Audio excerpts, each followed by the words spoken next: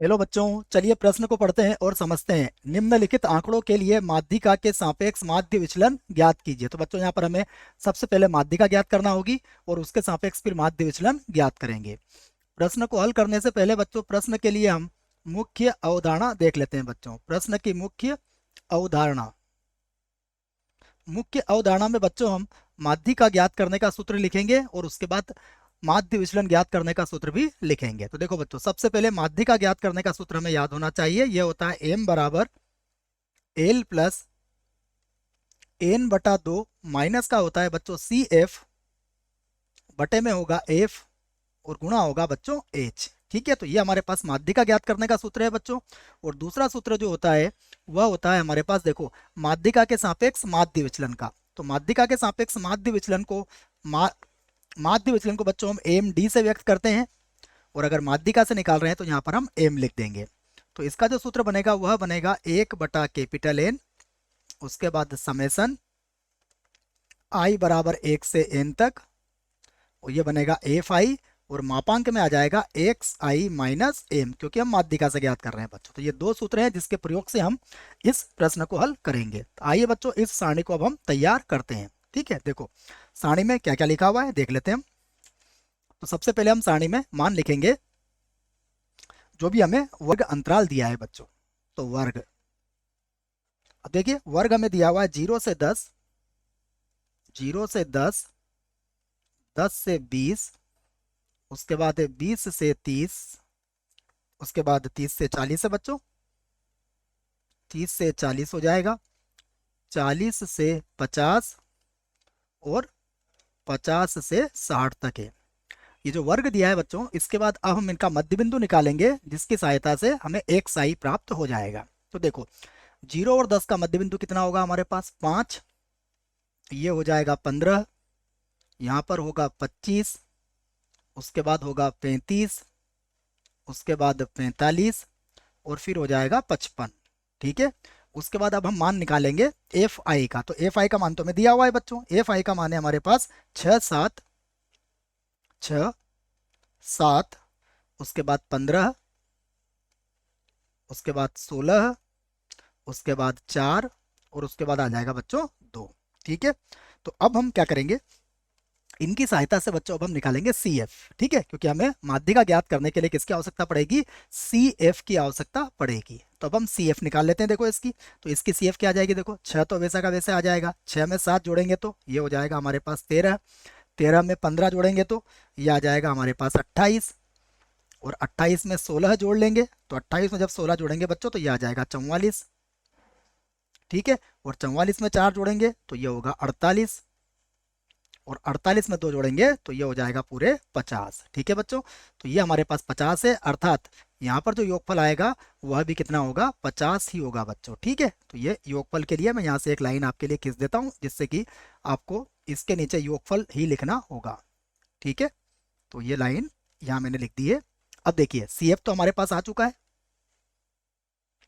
अब C F निकलने के बाद बच्चों अगली जो हमारे पास पद आएगा वह आएगा मापांक एक्स आई और माइनस माध्यिका एम वाला पद। ठीक है, और उसके बाद एक और पद आएगा, यहाँ पर होगा एफ आई और मापांक में आ जाएगा एक्स आई माइनस एम। ठीक है बच्चों, तो यहाँ अब हमारी सारणी ये क्या होगी, कंप्लीट हो जाएगी या संपूर्ण बन जाएगी।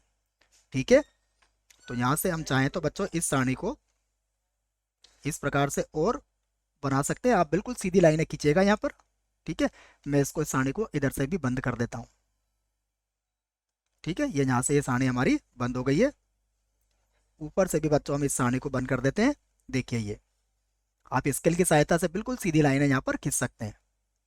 ठीक है बच्चों, और बाकी लाइनें भी आप यहाँ पर खींच सकते हैं जो लाइन आपकी आपको आवश्यकता हो। ठीक है बच्चों, अब देखो हमें अब क्या निकालना पड़ेगा बच्चों, यहाँ पर माध्यिका। तो माध्यिका के लिए हमें चाहिए कि n बटा 2 का मान यहाँ पर कितना होगा। तो मैं वही लिखूंगा, देखो यहाँ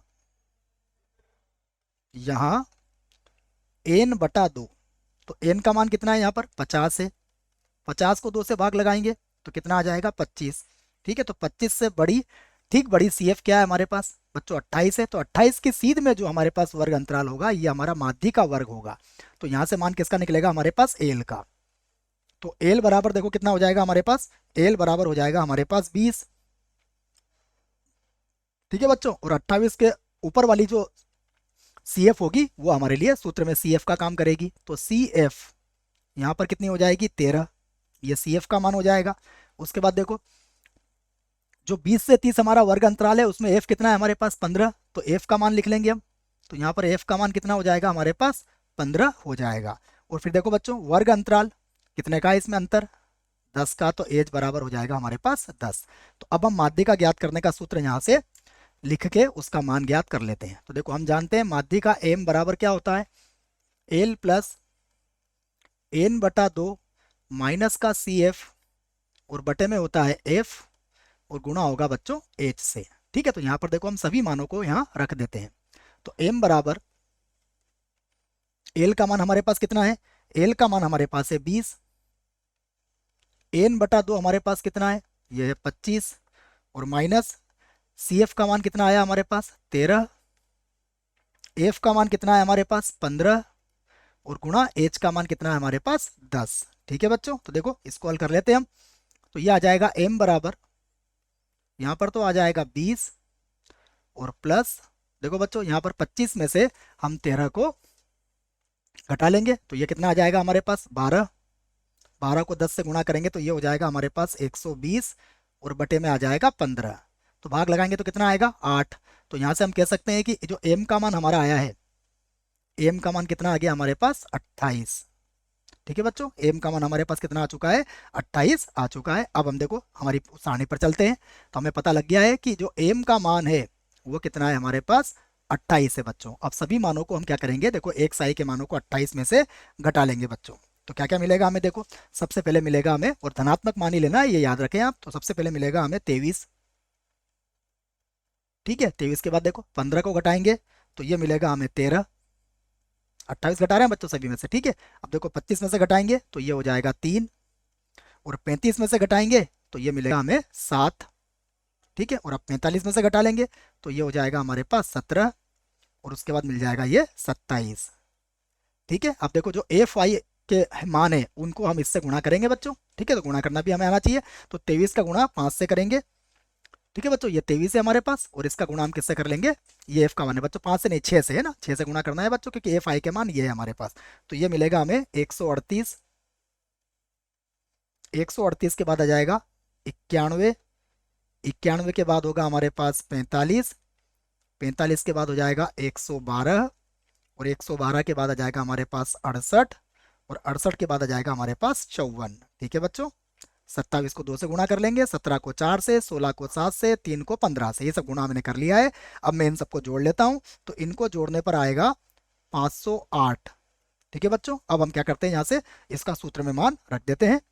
तो देखिए अब हमें क्या निकालना है, माध्यिका से माध्य विचलन ज्ञात करना है। तो अब माध्यिका से माध्य विचलन को हम किससे व्यक्त करते हैं, हम इसको व्यक्त करते हैं एम डी से। और इसके बाद कोष्टक में एम लिख देंगे तो इसका मतलब होगा माध्यिका से हम क्या ज्ञात कर रहे हैं, माध्य विचलन ज्ञात कर रहे हैं। ठीक है, जिसका सूत्र क्या बनेगा, इसका सूत्र होगा 1/कैपिटल एन, उसके बाद होगा समेसन, ये बन जाएगा आई बराबर 1 से एन तक। ठीक है बच्चों, और उसके बाद हमारे पास आएगा एफ आई और मापांक में हमारे पास एक्स आई माइनस एम। ये सूत्र मैंने एक बार और लिख दिया है आपके लिए। देखो अब केवल आपको मान रखना है। तो 1/n अर्थात कितना हो जाएगा, 1/50 हो जाएगा। और इसका मान हमने देखो सारणी से हम रख देंगे, इसका मान है 508। तो यहाँ पर रख देंगे हम 508। ठीक है ना बच्चों, देख लेते हैं 508 ही था ना, यहाँ पर जोड़ने पर हमारा 508 ही आया था। ठीक है, अब 50 को इससे भाग लगा देंगे हम। तो देखिए भाग लगाने पर हमारा उत्तर आ जाएगा बच्चों, ये आ जाएगा 10 और दशमलव हो जाएगा 16।